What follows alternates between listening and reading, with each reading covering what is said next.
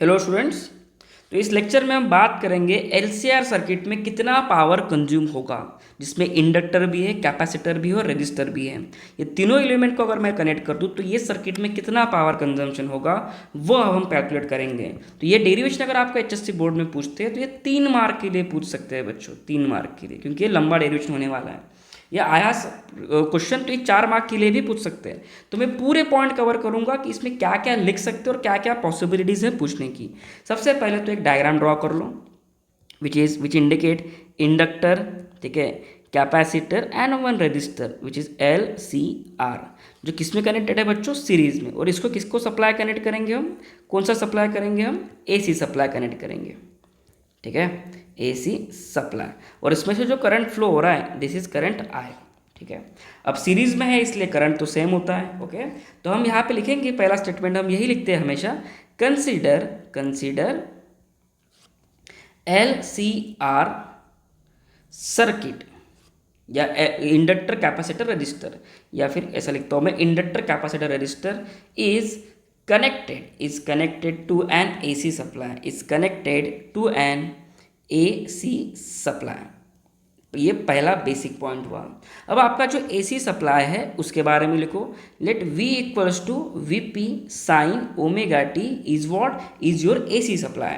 अब इसमें हम लिखेंगे कि वीपी क्या है बच्चों, V P is your peak value of AC supply, peak value of AC supply, clear, peak value of AC supply. उसके बाद अब यहाँ पे जो आपका करंट फ्लो होता है, यहाँ पे जो आपका करंट फ्लो होता है उसका इक्वेशन क्या लिखोगे, तो यहाँ पे बहुत इंटरेस्टिंग सा इक्वेशन हम लिखेंगे, sign omega T plus minus five.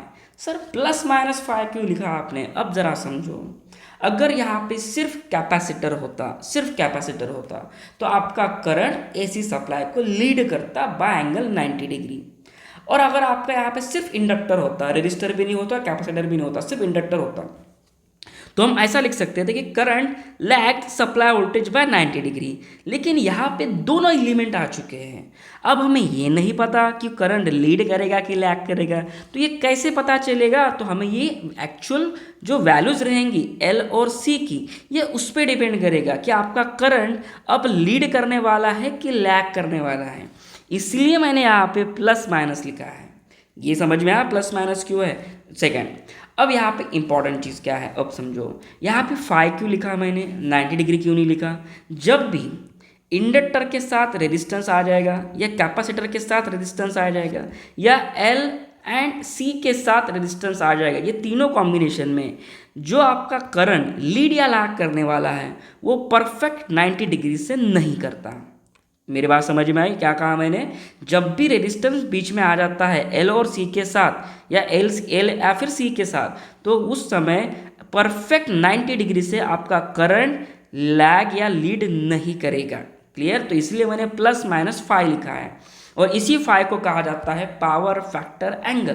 क्या कहा जाता है इसे, पावर फैक्टर एंगल। अब हम आगे बढ़ते हैं, अब हम फाइंड करने जाते हैं पी एवरेज। तो बच्चों पी एवरेज क्या होता है, again P average is work done, इसको मैं पेन चेंज कर लेता हूँ, work done in one cycle upon time for one cycle, time for one cycle, ठीक है। तो एक एक पॉइंट लिखता हूँ मैं अच्छे से अभी यहाँ पे, टाइम फॉर वन साइकिल। देखो मेरी थोड़ी हैंड राइटिंग ना मतलब उतनी खास है नहीं, मैं कोशिश करूँगा पूरा अच्छे से लिखने की, कर्सर राइटिंग ना निकालूँ। तो टाइम फॉर वन साइकिल कितना लिखते हैं हम, कैपिटल टी। अब यहाँ पे वर्क डन कितना लिखेंगे, वर्क डन क्या होता है बच्चों, तो work done is integration of power, integration of what, power. अब इलेक्ट्रिकल पावर क्या होता है बच्चों इलेक्ट्रिकल पावर होता है आपका, पर मैं 0 to t लिख लूँ, electrical power is V into I into D T, ठीक है, V into I into what, D T, current into voltage का प्रोडक्ट। अब नेक्स्ट आगे बढ़ता हूँ मैं, 1 upon capital T, 0 to capital T. अब वोल्टेज को मैं क्या लिख सकता हूँ, 2 मिनट पहले हमने लिखा है वोल्टेज को मैं लिख सकता हूँ VP sign omega T into current को क्या लिख सकता हूँ बच्चों में, करंट को लिख सकता हूँ I P sine omega T plus minus five. और इंटीग्रेशन व्हाट डी टी। अब अगर मैं इसे सॉल्व करने जाऊँ, सबसे पहले ना यहाँ पे वी पी और आई पी इसको कॉमन निकाल लेते हैं। क्यों कॉमन निकाल लेते हैं? क्योंकि बच्चों ये कांस्टेंट है, ठीक है, वी पी और I P upon capital T, ठीक है। अब इंटीग्रेशन के अंदर जो टर्म है ज़रा उसे देखो। पहली बात तो ये साइन थीटा है और इसे पढ़ो, this is sine A plus sine A plus B. Sine A plus B की आइडेंटिटी अगर आपको पता होंगी तो ही ये आगे सॉल्व होगा। जैसे कि मैं लिखता हूँ साइन ए प्लस बी की आइडेंटिटी मैं लिखता हूँ, पहले तो इसको लिख लेते हैं साइन ओमेगा टी को, साइन ओमेगा टी, ठीक है, ब्रैकेट दे देता हूँ। अब साइन ये ए हो गया, ये प्लस माइनस बी, तो अब मैं इसे लिखूंगा sine A cos B plus cos A sine B. तो इसे हम ऐसा लिख सकते हैं sine A cos B plus minus cos A sine B, ठीक है, दिस इज डी टी। अब ये साइन से हम अंदर मल्टीप्लाई करेंगे, यहाँ पे भी और यहाँ पे भी। तो ज़रा देखो इसको मल्टीप्लाई करने के बाद क्या आएगा। मैं फिर से इसको थोड़ा छोटा लिखना पड़ेगा मुझे, V P I P by T in a bracket 0 to capital T. ये साइन को अंदर मल्टीप्लाई कर दो और इसको आप 2x पे चला सकते हो फिलहाल में। तो मैं इसको लिखूंगा बच्चों साइन स्क्वेयर ओमेगा टी, देखो यहाँ पे साइन थीटा और ये साइन थीटा और इसी साइन स्क्वेयर ओमेगा टी। बाद में क्या बचता है cos phi, okay, plus minus. Again मैं साइन को जब यहाँ पे मल्टीप्लाई करूँगा तो ये कुछ ऐसे आएगा, क्या, sine omega T cos omega T into sine phi, ठीक है, into what sine phi, this is D T. अब जरा समझो, अब यहाँ पे मुझे इंटीग्रेशन लेना है, तो मैं इस इंटीग्रेशन को सेपरेट भी तो कर सकता हूँ। पहले मैं ये टर्म का इंटीग्रेशन लूंगा, बाद में ये टर्म का इंटीग्रेशन लूंगा। तो देखो यहाँ पे, तो यही इंटीग्रेशन की साइन मैं ई से भी दे दूंगा 0 टू कैपिटल टी, और यहाँ पे मैं डी टी लिख लेता हूँ। चलो यहाँ पे मैं छोटा सा इसको इरेज करके cos phi into D T, ठीक है। अब जरा समझो मेरी बात, साइन स्क्वेयर थीटा, यहाँ पे कॉस फाई क्या है, कॉस फाई बच्चों एक कांस्टेंट टर्म है, ये इंटीग्रेशन के बाहर निकलेगी। तो यहाँ पे आपको दो इंटीग्रेशन याद रखना है, हमेशा याद रखना, 0 to capital T sine square omega T, इसका इंटीग्रेशन आएगा आपका t/2। कितना इंटीग्रेशन आएगा इसका, t/2। और यहाँ पे देखो ये वाला पार्ट, देखो ये वाला पार्ट, इसको मैं बाहर निकालता हूँ। देखो 0 टू कैपिटल टी, ये क्या है, sine omega T into cos omega T into sine phi, ठीक है, this is what D T. पहले तो ये साइन फाई अगेन एक कांस्टेंट टर्म है, तो इसको मैं बाहर निकाल सकता हूँ साइन फाई। अब ज़रा इंटीग्रेशन देखो, अब मैं इस इक्वेशन को 2 से मल्टीप्लाई कर देता हूँ और 2 से डिवाइड कर देता हूँ। क्या कुछ चेंजेस आएगा क्या? बिल्कुल नहीं, कुछ चेंजेस नहीं आएगा, ठीक है। अब यहाँ पे 2 into sine theta cos theta, ये बच्चों आइडेंटिटी है। 2 times sine theta cos theta मतलब होता है sine 2 omega T D T. अब इसका जो इंटीग्रेशन है साइन 2 थीटा का ओवर 1 टाइम, ये बच्चों इंटीग्रेशन आता है 0। आयधन में इंटीग्रेशन क्या आता है, 0। और ये आपको याद रखना है, आपको 2 इंटीग्रेशन याद करना है, ये इंटीग्रेशन याद करना है और ये इंटीग्रेशन आपको याद करना है। अगर हम इतना याद कर लेते हो तो ये वाला पोर्शन पूरा क्या हो जाएगा, दिस विल बी व्हाट 0, तो ये पार्ट ऑफ द इंटीग्रेशन हट जाएगा। तो बचेगा क्या फिर आपका, सिर्फ इतनी टर्म बचेंगी, सिर्फ इतनी टर्म बचेंगी। तो हम इसको लिख सकते हैं, I can write we P I P upon capital T. तो यहाँ पे इंटीग्रेशन क्या है, साइन स्क्वायर ओमेगा टी का कैपिटल t/2 और साथ में ये टर्म को मत भूलो, ये रहा है वो टर्म कॉस फाई, इसको मत भूलो, इसको तो लिखना पड़ेगा ना क्योंकि ये इंटीग्रेशन के बाहर निकलेगा, दिस इज कॉस फाई। तो यहाँ पे t कैंसिल। अब मैं इसको ऐसा लिख सकता हूँ बच्चों, देखो इसे मैं ऐसा लिख सकता हूँ वी पी आई पी। अब मैं 2 को क्या लिख सकता हूँ, 2 को हम ऐसा लिख सकते हैं क्या, √2 और this is what cos phi. तो Vp/√2 Ip/√2 क्या आएंगे बच्चों, Vp/√2 मतलब VRMS, Ip/√2 मतलब IRMS इंटू कॉस फाई। तो ये क्या हो गया बच्चों, दिस इज P एवरेज, ये क्या हो गया P एवरेज, सिंपल।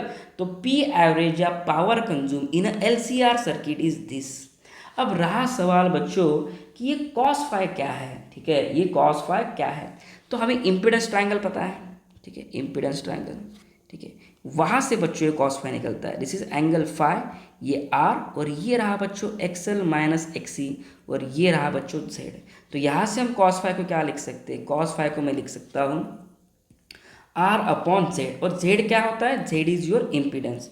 तो यहाँ से मैं ऐसे भी तो लिख सकता हूँ कॉस फाई को, that is R upon Z को मैं क्या लिखूंगा, under root of R square plus X L minus X C का क्या करूँ मैं, होल स्क्वायर। मैं ऐसे भी लिख सकता हूँ। तो मैं इस कॉस फाई को यहाँ पे सब्स्टिट्यूट कर सकता हूँ, ठीक है। तो मैं इसे ऐसे लिखूंगा, P average equals to V R M S I R M S into R upon R square plus X L minus X C का होल स्क्वायर। क्लियर। चलो ये एक फॉर्मूला हो गया। अब यहाँ पे आपको एक कंक्लूजन पूछ सकते हैं, ठीक है, कि ओरिजिनल फार्मूला जो है अपना पावर कंजम्पशन का वो क्या आया, P average is V R M S I R M S multiplied by what, cos phi. अब ये कॉस फाई डिफरेंट केसेस में अलग अलग होगा। जैसे कि अगर मैं प्योर रेजिस्टेंस लेता हूँ तो करंट और वोल्टेज में कितना फेज डिफरेंस होगा, कुछ भी नहीं होगा। तो फाई की वैल्यू कितनी हो जाएगी, 0। तो कॉस फाई कितना हो जाएगा बच्चों, कॉस फाई हो जाएगा 1, ठीक है। तो प्योर रेजिस्टेंस में जो पावर कंज्यूम होगा वो कितना होगा, V R M S I R M S multiplied by 1, यानी कि ये तो हमने डिराइव ही किया था, ठीक है। अब प्योर इंडक्टर पे आते हैं। प्योर इंडक्टर में या प्योर एल में angle between current end voltage कितना होता है, फाई की वैल्यू होती है बच्चों 90 डिग्री। तो कॉस फाई कितना हो जाएगा, 0। कॉस 90 कितना होता है, 0। तो यहाँ पे जब हम पी एवरेज निकालने जाएंगे, एक सेकंड, हाँ, तो यहाँ पे जब हम पावर निकालने जाएंगे तो वो क्या होगा, V R M S I R M S और कॉस फाई की वैल्यू कितनी है बच्चों, 0। इसलिए इसका आंसर कितना आएगा, 0। यानी कि average power consume in an inductor कितना होता है बच्चों, 0। यही अगर मैं केस सॉल्व करूँ प्योर कैपेसिटेंस के लिए, प्योर सी के लिए, अगेन वोल्टेज और करंट में कितना एंगल होता है, 90 डिग्री। अब यहाँ पे ये इंपॉर्टेंट नहीं है कि कौन लीड कर रहा है और कौन लैग कर रहा है, वो मैटर नहीं करता, बस मुझे एंगल चाहिए, ठीक है। तो यहाँ पे मैं हम लिख सकते हैं cos phi is 0, cos phi is 0। तो मैं पावर को लिख सकता हूँ V R M S I R M S, और कॉस 90 कितना होता है बच्चों, 0। तो अगेन द आंसर इज 0। यानी कि कैपेसिटर और इंडक्टर ये ऐसे दो एलिमेंट हैं जिनमें पावर कंज्यूम नहीं होता है, या जिनमें एवरेज पावर इज 0 होता है ओवर 1 साइकिल। क्लियर। तो पावर सिर्फ रेजिस्टेंस में होगा और एलसीआर सर्किट में होगा। तो जितने भी पॉइंट हम कवर कर सकते हैं उतने सभी पॉइंट मैंने कवर करवा दिए एक ही लेक्चर में। नेक्स्ट लेक्चर में हम इसके आगे के टॉपिक्स कवर करेंगे बच्चों, ठीक है। तो thank you so much for watching this video. Video अच्छा लगा तो वीडियो को लाइक ज़रूर कर देना। Thank you so much.